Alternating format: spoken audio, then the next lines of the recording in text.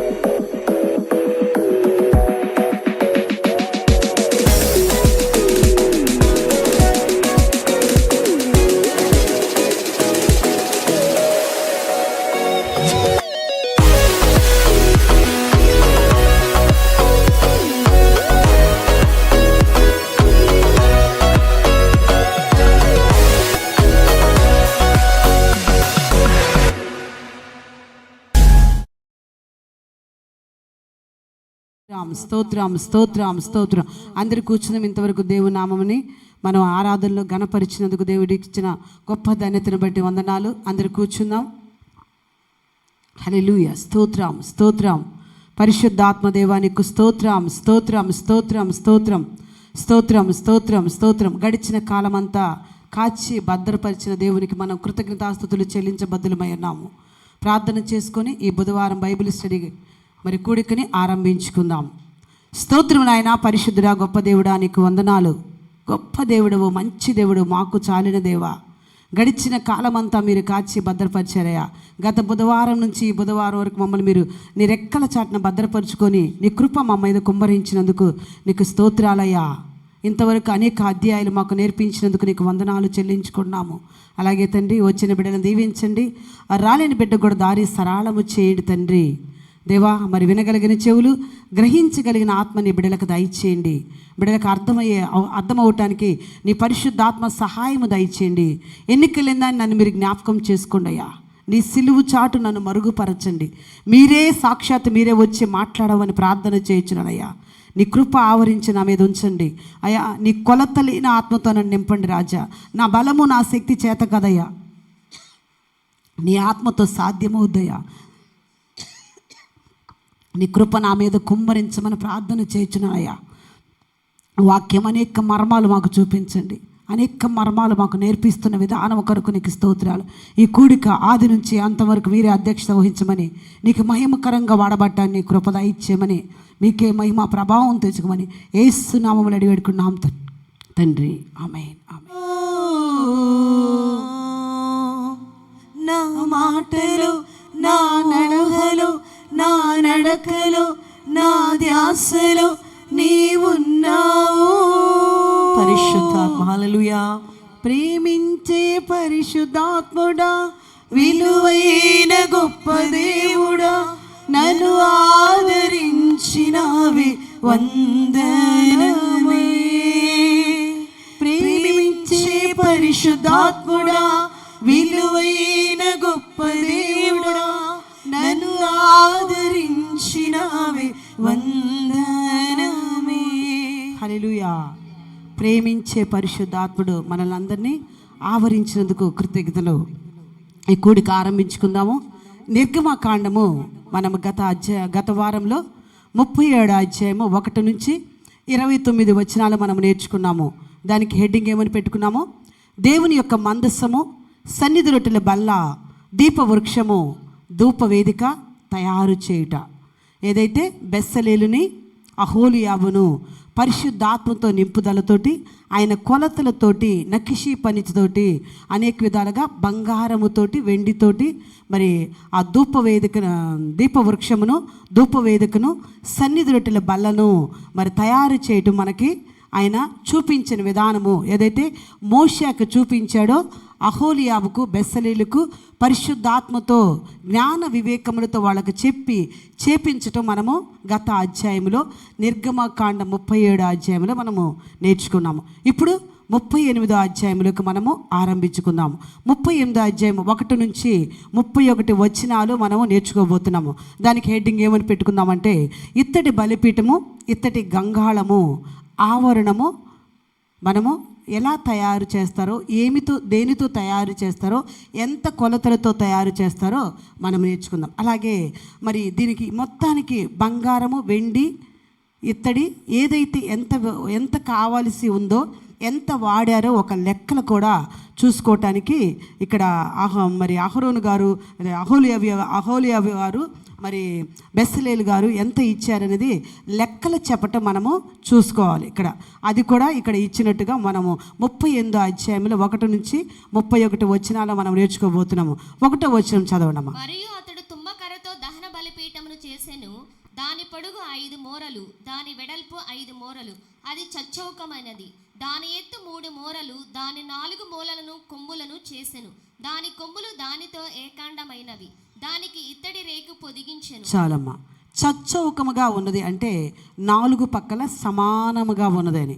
ఏదైతే దహన బలిపీఠము అంటే ఇంతవరకు మనము అతి పరిశుద్ధ స్థలములో మందసాన్ని కానీ, పరిశుద్ధ స్థలంలో దీపవృక్షము కానీ, ధూపవేదిక కానీ, అడ్డతెర కానీ, డేరాలు కానీ, చుట్టూతో ఉన్న మరి మందసం కట్టుబడి, ప్రత్యక్ష గుడారం కట్టుబడి కానీ మనం చూసాం. ఇప్పుడు మనం ఆవరణలోకి వచ్చాం. ఆవరణలో ఏమున్నది?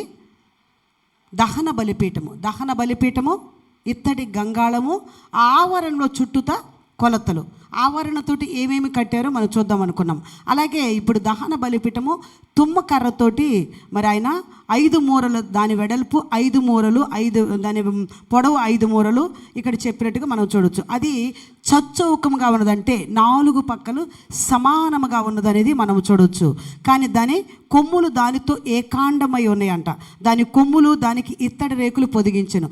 దాని కొమ్ములు మనం గతంలో చెప్పుకున్నాం. ఎందుకంటే ఇశ్రాయేలు జనాంగము ఏదైనా తప్పు చేస్తే చంపేయటానికి సిద్ధముగా ఉన్న పరిస్థితుల్లో వాళ్ళు పరిగెత్తుకుంటూ వచ్చి ఆ దహన బలిపీఠలు ఏదైతే కొమ్ములు ఉన్నాయో ఆ కొమ్ములు పట్టుకుంటే వాళ్ళని క్షమించబడతాయి, ఇంకా వాళ్ళని చంపేయటానికి అవకాశం ఉండదు అన్నట్టుగా మనం గతంలో నేర్చుకున్నాం. అలాగే ఏముందంటే అది అక్కడ నేర్చుకున్నామంటే 1వ రాజులు చూడండి. 1వ రాజులు 1:49 వచనము 50వ వచనం ఒకసారి చూడండి. అందుకు అదోనియా పిలిచిన వారు భయపడి లేచి తమ తమ ఇండ్లకు వెళ్లిపోయిరి. అదోనియా సొలొమోనుకు భయపడి లేచి బయలుదేరి బలిపీఠపు కొమ్ములను పట్టుకొని. చాలమ్మా. బలిపీఠపు కొమ్ములు అంటే అదోనియా అంతకుముందు తను ఈ సొలొమోన్ రాజు కన్నా ముందు అతని భార్య సౌలు గారి దావీదు గారి భార్యగా కుమారుడు అన్నమాట ఇతను. ఈ సొలొమోన్ రాజుకి పట్టం కట్టకముందే అతనికి పట్టం కడతారు. దావీదు గారు ముసలోడు అయిపోయాడని చెప్పి ఆయన నాకే ఇస్తారని చెప్పి, నాకు పట్టాభిషేకం చేస్తారని చెప్పి అనేక మందిని రౌతుల్ని వాళ్ళని రాజుల్ని పిలిపించుకొని ఆయన అనేక ఆటంకాలతో ఆయన భోజనాలు చేసుకుంటూ గందరగోళంగా ఆయన ఒక ఫంక్షన్ లాగా చేసుకున్నట్టుగా మనం చూడవచ్చు ఈ వృత్తాంతంలో. అలాగ ఉన్నప్పుడు అది ఎవరికి తెలిసింది? సొలొమోనుకు తెలిసింది. సొలొమోన్ రాజు తెలిసిందని ఒక వ్యక్తి వచ్చి అతనికి చెప్పినప్పుడు సొలొమోన్ రాజు ఎక్కడ చంపేస్తాడో నన్ను, మరి అది తెలిసినప్పుడు దావీదు గారికి తెలిస్తే దావీదు ఎంబటే సొలొమోన్ రాజు పట్టాభిషేకం చేస్తాడు. ఇతను ఇలా చేసుకుంటున్నాడు, ఇలా చేస్తున్నాడు, తనే రాజు అని ప్రకటించుకున్నాడు అన్నప్పుడు దావీదు గారు అలా ఎలా చేస్తున్నాడని చెప్పి సొలొమోన్ రాజుకి పట్టాభిషేకం చేసినప్పుడు సొలొమోన్ రాజు ఎక్కడ చంపుతాడు అని చెప్పి అతని పేరు అదోనియా. అతను వచ్చి ఆ కొమ్ములు పట్టుకున్నట్టుగా మనం చూడొచ్చు. అదోనియా సొలొమోనుకు నాకు భయపడి లేచి బయలుదేరి బలిపీఠము కొమ్ములను పట్టుకొనెను. సో అలాగా మరి ఇశ్రాయేలు జనాంగములో అలాగ ఒక మరి ఉంది, అదొక ఉంది. అలాగా ఆ కొమ్ములు పట్టుకుంటే క్షమించబడతారనే ఒక వృత్తాంతం ఉన్నది. కాబట్టి ఆ కొమ్ములు 4 ఏకాండముగా దాంట్లో ఉంటాయని, ఇది ఆ బలిపీఠమకి ఒకే చెక్కతో చేసి దాంతోనే ఏది అతుకు లేకుండా ఏకాండముగా ఉంటుందని మనం చూడొచ్చు. అలాగే 3 చదువునానా. అతడు ఆ బలిపీఠ సంబంధమైన ఉపకరణములన్నిటినీ అనగా దాని బిందెలను, దాని గరిటెలను, దాని గిన్నెలను, దాని ముండ్లను, దాని అగ్ని పాత్రలను చేసెను. దాని ఉపకరణములన్నిటినీ ఇత్తడితో చేసెను. ఆ బలిపీఠము నిమిత్తము దాని జవ క్రింద దాని నడిమి వరకు లోతుగానున్న వల వంటి ఇత్తడి జల్లెడను చేసెను. మరియు అతడు ఆ ఇత్తడి జల్లెడ యొక్క 4 మూలలలో దాని మోతకర్రలుండు 4 ఉంగరములను పోసెను. ఆ మోతకర్రలను తుమ్మకర్రతో చేసి వాటికి రాగి రేకులు పొదిగించెను. చాలమ్మా, ఒక్క నిమిషం. అయితే ఇది నమూనా కూడా చూడండి, నమూనా చూపించండి. ఈ ఏదైతే దహన బలిపీఠం అనేది మనకి నమూనాతో సహా చూద్దామో, అది దాంతో ఏం చేశారు, ఇత్తడితో తాను చేశారు. దానికి జల్లెడ కానీ, దాని గంటెలు కానీ, దాని గరిటెలు కానీ, వాటికి పట్టుకోవటానికి కానీ ప్రతిదీ కూడా ఇత్తడితో చేసినట్టుగా మనము చూడవచ్చు. దహన బలిపీఠమును అలాగే ఆభరణములు ఏమో ఇత్తడితో చేశారు. మనం గత అధ్యాయంలో చెప్పుకున్నాము. లోపల అతి పరిశుద్ధ స్థలంలోనేమో వెండి బంగారంతో చేశారు. మందస్సం కానీ ఏదైనా సరే బంగారంతో చేశారు. బయట ఆవరణలో మాత్రం ఇత్తడితోటి మరి వెండితో చేసినట్టు మనం చూసాము. ఇక్కడ రాగి అని చెప్పి ఉన్నది, రాగి కాదు. తెలుగులో ట్రాన్స్లేషన్ చేసినప్పుడు ఇది తప్పు. ఇక్కడ కూడా ఇత్తడి అని ఉంది. ఏదైతే ఇప్పుడు దహన బలిపీఠం గురించి మనం మాట్లాడుకుంటున్నామో దానికి కావలసిన ఉపకరణములన్నిటి కూడా ఇత్తడితో చేశాడు. ఇత్తడితోటి ఏదైతే గరిటెలు కానీ, గంటెలు కానీ, ఆ ముళ్ళులు కానీ, ఏదైతే పట్టుకోవటానికి కానీ జల్లెడ కానీ అన్నీ కూడా ఇత్తడి చేసినట్టు అక్కడ నమూనా మనం చూడవచ్చు. అవి చూడండి, దహన బలిపీఠము దాని కింద ఆ గంటెలు కానీ, ఆ ముళ్ళు కానీ, ఏదో కానీ గిన్నెలు కానీ పట్టుకునేవన్నీ ఆ నమూనాలో మనము చూడవచ్చు. అలాగే ఆ జల్లెడి యొక్క 4 ముళ్ళ దాని మోత కర్రలు ఉండినట్టు 4 ఉంగరములను పోసిన మనం అనుకున్నాం కదా, ఇది నడిచే ఒక మందిరము లాంటిది. ఏది కూడా అక్కడ స్థిరంగా ఉండటానికి కాదు, ఎక్కడికి కావాలన్నా తీసుకెళ్ళటానికి అనుకూలముగా వాటికి మోత కర్రలు పెట్టినట్టుగా, ఆ ఉంగరాలు కూడా ఇత్తడితో చేసినట్టుగా, ఆ ఉంగరములో కూడా తుమ్మ కర్రతోటి మోత కర్రలు చేసినట్టుగా, ఆ మోత కర్రల మీద కూడా ఇత్తడిది పొదిగించినట్టుగా మనము చూడవచ్చు. హల్లెలూయా.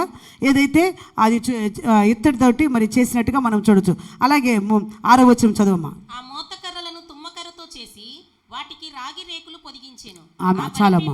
ఆ రాగి రేకులు అనే కాడ ఇత్తడి అని పెట్టుకోండి, ఇత్తడి. కానీ అక్కడ తెలుగులో ట్రాన్సాక్షన్ తప్పడదంట. 7వ వచనం చదువునానా. బలిపీఠమును మోయుటకు దాని ప్రక్కలనున్న ఉంగరములలో ఆ మోతకర్రలు చనిపోయిను. పలకలతో బలిపీఠమును గుల్లగా చేసెను.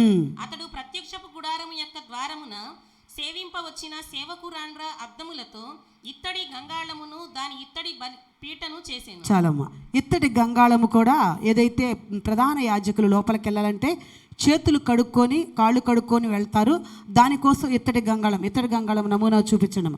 ఇత్తడి గంగాళం కూడా అక్కడ ఇత్తడితోటి గంగాళము చేసినట్టుగా ఆవరణంలో ఈ 2 మాత్రమే ఉంటాయి. అలా దాని తర్వాత అదిగో చూడండి, ఏదైతే నెట్ ఉంది చూడండి, బలిపీఠంకి నెట్ కూడా ఉంటుంది. ఆ జల్లెడ లాంటిది మనం ముందు వచ్చిన వాళ్ళు చదివాం. జల్లెడ దాని మీద బలి ఇవ్వటానికి ఆ జల్లెడ మీద పెట్టి పశువుని బలి ఇవ్వటం అనేది జరుగుతుంది. దాని తర్వాత నమూనా చూపించండి. దాని తర్వాత ఇత్తడి గంగాళము, చేతులు కడుక్కోవటానికి ఇత్తడి గంగాళం ఉంటుంది. హల్లెలూయా. ఇత్తడి గంగాళము, బలిపీఠము ముందు ఇత్తడి గంగాళం ఉంటుంది. అదిగో చూడండి, యాజకులు చేతులు కడుక్కోవటం మరి చూపిస్తున్నారు చూడండి. యాజకులు ఆ చేతులు కడుక్కోవటానికి ఇత్తడి గంగాళం ఉంటుంది. తర్వాత 9 చదువునానా. మరియు అతడు ఆవరణము చేసెను. కుడివైపున అనగా దక్షిణ దిక్కున 100 మూరల పొడవి గలవియు పేనిన సన్న నారవీనైన తెరలుండెను. వాటి స్తంభములు 20, వాటి ఇత్తడి దిమ్మలు 20. ఆ స్తంభముల వంకులను వాటి పెండె బెద్దలను వెండివి. ఉత్తర దిక్కునున్న తెరలు 100 మూరలవి. వాటి స్తంభములు 20, వాటి ఇత్తడి దిమ్మలు 20. ఆ స్తంభముల వంకులను వాటి పెండె బద్దలను వెండివి. పడమటి దిక్కున తెరలు 50 మూరలవి. వాటి స్తంభములు 10, వాటి దిమ్మెలు 10. ఆ స్తంభముల వంకులను వాటి పెండె బద్దలను వెండివి. తూర్పు వైపున అనగా ఉదయపు దిక్కున 50 మూరలు. ద్వారము యొక్క ఒక ప్రక్కన తెరలు 15 మూరలవి. వాటి స్తంభములు 3, వాటి దిమ్మెలు 3. అట్లు రెండవ ప్రక్కను అనగా 20 ఇరు ప్రక్కలను ఆవరణ ద్వారమునకు 15 మూరల తెరలు ఉండెను. వాటి స్తంభములు 3, వాటి దిమ్మెలు 3. ఆవరణము చుట్టూనున్న దాని తెరలన్నీ పేనిన సన్న నారవి. చాలమ్మా. ఇప్పుడు మనము దహన బలిపీఠము చూసాము, తర్వాత ఇత్తడి గంగాళము చూసాము. బయట ఆవరణంలో ఉండేవి చెప్పాడు ఇప్పుడు పరిశుద్ధాత్మదేవుడు. ఏమని? ఆవరణం కుడివైపున అనగా దక్షిణ దిక్కున. మనము లోపల పరిశుద్ధ స్థలములో కూడా ఉత్తర దిక్కున 20 పొడవాటి స్తంభాలు ఉండేవి. వాటి కింద కుస్సులు ఉండేవి 2. దాని కింద 2 వెండి దిమ్మెలు పెట్టారు. ఇప్పుడు ఇక్కడికి వచ్చేటప్పటికే బయట ఆవరణకు వచ్చేలకే మరి కుడివైపున అనగా దక్షిణ దిక్కున 100 మూరలు పొడవు సన్నపు నారవయు అయిన తెరలు ఉండేవి. అంటే దక్షిణ దిక్కున ఒక 10 కుడివైపున అనగా దక్షిణ దిక్కున 100 మూరల పొడుగు. 100 మూరలు అంటే మూరతోటి 100 మూరలు. మనం మూర అనుకున్నామో ఏదేమనుకున్నాం అంటే అడుగున్నర అనుకున్నాం. అప్పుడు 100 మూరలు వచ్చి 150 అడుగులు అవుతుంది. అడుగులు లెక్క అయితే 150 అడుగులు, మూరలు లెక్క అయితే 100 మూరలు అంటే 100 మూరలు. అలాగే వాటి స్తంభములు 20, వాటి ఇత్తడి దిమ్మలు 20. ఆ స్తంభములు వంకులు వాటి పెండి బెద్దలు వెండివి. ఏదైతే గతంలో పరిశుద్ధ స్థలానికి 20 స్తంభాలు వేస్తే కింద వెండి దిమ్మలు 2 వేశారు ఆ కుస్సులకి. అంటే 40 వెండి దిమ్మలు వేశారు. ఇక్కడ మాత్రం ఒక్క దిమ్మకి ఒక్క స్తంభానికి ఒక్క దిమ్మ మాత్రమే వేశారు. ఆ ఒక్క దిమ్మ కూడా వెండి బద్దలు, వెండి స్తంభముల వంకులు, ఇత్తడి దిమ్మెలు, వెండివి కాదు. కాకపోతే వెండి స్తంభములు వాటి పండి బెద్దలు మాత్రం వెండి. ఏదే స్తంభములకు పైన ఉండే పండె బెద్దలు అంటే మనం అనుకున్నాం కదా పైన బెద్దలు చెక్కుతారని చెప్పి, అలాంటి వాటికైతే ఎండి. కింద దిమ్మెలేమో ఒక్కొక్క స్తంభానికి ఒక్కొక్కటి. ఏదైతే 20 దిమ్మెలని ఉన్నాయి 20 ఆ స్తంభములు వంకులు వాటి పండె బెద్దలు వెండివి. ఉత్తర దిక్కున తెరలు 100 మూరలు. ఇప్పుడు దక్షిణ దిక్కు చూసుకున్నాము అంటే కుడివైపు చూసుకున్నాము, తర్వాత ఎడమవైపు వాటి స్తంభములు 20, వాటి ఇత్తడి దిమ్మలు 20. ఆ స్తంభముల వంకులు వాటి పెద్ద బెద్దలు వెండివి. అంటే ఏదైతే 100 అనుకున్నామో అది 150 అడుగులుగా మనము చూడవచ్చు. అలాగే పడమటి దిక్కు అంటే వెనక వైపు ఫస్ట్లో అడ్డతెర ఉంటుంది, తర్వాత ఆవరణానికి కూడా మరి వెనక వైపు ఉంటుంది. ఆ వెనక వైపు కూడా పడమటి దిక్కున తెరలు 50 మూరలు. 100 మూరలు అయితే పొడవు, ఇక్కడ అడ్డం వస్తే 50 మూరలుగా అక్కడ మనం చూడవచ్చు. 50 మూరల్ని మనము సగం చేస్తే 75 అడుగులుగా మనం తీసుకోవచ్చు. అలాగే ద్వారం యొక్క ఒక పక్కన తెర 15 మూరలు, వాటి స్తంభములు 3, వాటి దిమ్మెలు 3. అంటే ఇప్పుడు మనం వెనక పక్క చూసాము, కానీ ఇప్పుడు ముందు పక్క ఆవరణము చూస్తున్నాము. ఇది ఎంట్రన్స్, ఆవరణలోకి ముందుకెళ్ళడం. ద్వారం యొక్క ఒక పక్కన తెరలు 15 మూరలు, వాటి స్తంభములు 3, వాటి దిమ్మెలు 3. ముందు పక్క చూడండి, ముందు పక్క. అలాగే తర్వాత స్తంభములు లెక్కేయండి. పైన వెండివి, కింద ఇత్తడివి, వాటికి తాళ్ళు వేసి కట్టారు. యువతల శీలలో మేకులు. అలాగే మరి 15వ వచనం చూద్దాం. 14వ వచనం. ద్వారము యొక్క ఒక పక్కన తెరలు 15 మూరలవి, వాటి స్తంభములు 3, వాటి దిమ్మెలు 3. అట్లు 2వ ప్రక్కన అనగా ఇరు ప్రక్కలను ఆవరణ ద్వారమునకు 15 మూరల తెరలు ఉండెను, వాటి స్తంభములు 3, వాటి దిమ్మెలు 3. ఏదైతే ఇప్పుడు కొలతల ప్రకారం ఇచ్చారో పడమటి వైపు అలాగే ఇచ్చారు, దక్షిణ దిక్కు ఇచ్చారు 20, ఇటుపక్క 20, అటుపక్క 75 అడుగులు అని చెప్పి అనుకున్నాం. ముందు పక్క కూడా 75 అడుగులు. దానికి ముందు పక్క ఇటుపక్క 3 స్తంభాలు, ఇటుపక్క 3 స్తంభాలు. ఆ స్తంభాలకి పైన ఇత్తడివి వంకులు ఉంటాయి, కింద దిమ్మెలు ఉంటాయి. దానికి ఆవరణ తెర ఉంటుంది. అది కూడా సన్నపు నార, నీల ధూమ్ర వర్ణపు అంటే లెనిన్ క్లాత్ తోటి. ఒక్క స్తంభానికి అంటే 20 స్తంభాలు ఉన్నాయి. 20 స్తంభాలు కూడా ఆవరణలో దూరంగా ఉండి మధ్యలో క్లాత్తో కట్టడం మనం చూడవచ్చు. నమూనా ఒకటి చూపించండి. క్లాత్తో కట్టడం మనము చూడవచ్చు. 15వ వచనం. అట్లు 2వ ప్రక్కన అనగా ఇరు ప్రక్కలను ఆవరణ దూరమునకు 15 మూరల తెరను ఉండెను, వాటి స్తంభములు 3, వాటి దిమ్మములు 3. ఆవరణము చుట్టూనున్న దాని తెరలన్నీ సన్న నారవై అంటే లెనిన్ క్లాత్ తోటి అవి ఆవరణము కట్టినట్టుగా మనము చూడవచ్చు. 17వ వచనం చదువునాను. స్తంభముల దిమ్మలు రాగివి, స్తంభముల వంకులను వాటి పిండె బద్దలను వెండివి, వాటి బోధలకు వెండి రేకులు పొదిగింపబడెను, ఆవరణపు స్తంభములన్నీ వెండి బద్దలతో కూర్చబడెను. చాలమ్మా. ఇప్పుడు మనం ఇక్కడ రాగి అని మళ్ళీ ఉంది కదా, ఆ రాగి దగ్గర ఎత్తడి ఉండాలి అని మనం అనుకున్నాం కదా. అలాగే ఇంగ్లీష్లో చూపించరా, అది నిర్గమకాండము 17వ వచనము ఇంగ్లీష్లో చూడండి. And the basis of the pillars were of brass, their hooks and the bands round the tops of them were of the silver, and the pillars were ringed with silver. అంటే ఇంగ్లీష్లో కూడా ఏదైతే బ్రాస్ అని ఉందంటే, brass అంటే ఇత్తడి, రాగి అంటే కాపరు. అంటే కాపర్ అని ఇక్కడ రాశారు కాబట్టి కాపర్ కాదు, ఇత్తడి అనేది మనం ఇక్కడ ఇంగ్లీష్లో అంటే తెలుగులో ట్రాన్స్లేట్ చేయటం వల్ల అది తప్పుగా పడ్డదని మనం గమనించుకోవచ్చు. కానీ అక్కడ ఇత్తడని మనం రాసుకోవాలి, రాగిది కాదు ఇత్తడని రాసుకోవాలి. అంటే స్తంభం 17 వచనం చదువురా. స్తంభముల దిమ్మలు రాగివి, స్తంభములు ఆ రాగి అని అక్కడ రౌండ్ చేసుకొని ఇత్తడని రాసుకోండి. స్తంభముల వంకులు వాటి పెండె బద్దలను వెండివి, వాటి బోదెలకు వెండి రేకులు పొదిగింపబడెను. ఆవరణపు స్తంభములన్నీ వెండి బద్దలతో కూర్పబడెను. ఆవరణ ద్వారపు తెర నీల ధూమ్ర రక్త వర్ణములు గలదియు, పేనిన సన్న నారతో చేయబడినదియునైన బుటాపనిది. దాని పొడుగు 20 మూరలు, దాని ఎత్తు అనగా వెడల్పు ఆవరణ తెరలతో సరిగా 5 మూరలు. వాటి స్తంభములు 4, వాటి ఇత్తడి దిమ్మలు 4, వాటి వంకులు వెండివి, వాటి బోదెలకు వెండి రేకు పొదిగింపబడెను. వాటి పెండె బద్దలు వెండివి. మందిరమునకును దాని చుట్టూనున్న ఆవరణమునకును చేయబడిన మేకులన్నీ ఇత్తడివి. మందిర పదార్థముల మొత్తము అనగా సాక్ష్యపు మందిర పదార్థముల మొత్తము ఇదే. ఇట్లు వాటిని యాజకుడైన అహరోను కుమారుడగు ఈతామారు లేవీయుల చేత మోషే మాట చొప్పున లెక్క పెట్టించెను. చాలమ్మా, ఇప్పటి వరకు మనము ఇత్తడి బలిపీఠము చూసాము, ఇత్తడి గంగాళము చూసాము, ఆవరణము చూసాము.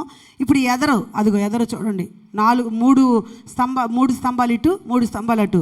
దాని ముందు బుటా పనితోటి అంటే ఎదరు మనం చెప్పుకున్నాం కదా, అది అనేకమైన బొమ్మలతోటి నీట్గా చెక్కు పట్టి మరి ఎంబ్రాయిడరింగ్ వర్క్ చేసి ముందు లైన్లో ఆ వర్క్ ఏది నీల ధూమ్ర రక్త వర్ణములు కల క్లాత్కి, లెనిన్ క్లాత్కి ఈ బుటా పని ఏదైతే ఎంబ్రాయిడరీ చేసి పెడతారని చెప్పి అనుకున్నాం కదా, అది ఆవరణ కొలతలు దాని ముందు ఉన్న ఆ డిజైన్తో ఉంటుంది. దాని కొలతలతో పాటు ఇక్కడ దేవుడు ఏం చెప్తున్నాడంటే, పరిశుద్ధాత్మ దేవుడు సాక్ష్యపు మందస్సము కాడి నుంచి మరి ప్రత్యక్ష గుడారము కాడి నుంచి దేనికి ఎంత పట్టినది, ఎంత బంగారము, ఎంత వెండి, ఎంత ఇత్తడి పట్టిందనేది ఇక్కడ ఒక కొలతలుగా మనం చూడొచ్చు. 21 వచనం చదువురా. మందిర పదార్థముల మొత్తము అనగా సాక్ష్యపు మందిర పదార్థముల మొత్తము ఇట్లు వాటిని యాజకుడైన అహరోను కుమారుడగు ఈతామారు లేవీయుల చేత మోషే మాట చొప్పున లెక్క పెట్టించెను. యూదా గోత్రికుడైన హూరు మనుమడును హూరు కుమారుడునైన బెసలేలు యెహోవా మోషేకు ఆజ్ఞాపించినదంతయు చేసెను. దాను గోత్రికుడును అహీసామాకు కుమారుడునైన అహోలియాబు అతనికి తోడై ఉండెను. ఇతడు చెక్కువాడును విచిత్రమైన పని కల్పించువాడును నీల ధూమ్ర రక్త వర్ణములతోను సన్న నారతోను బుటా పని చేయువాడునై ఉండెను. చాలమ్మా, ఇప్పుడు అనుకున్నాం కదా మనము నీల ధూమ్ర రక్త వర్ణములు కల క్లాత్ అని, దానికి బుటా పని ఎవరు చేస్తున్నారు? ఇతను విచిత్రమైన పని కల్పించేవాడుగా ఉన్నాడంటే ఎవరు? అహోలియాబు.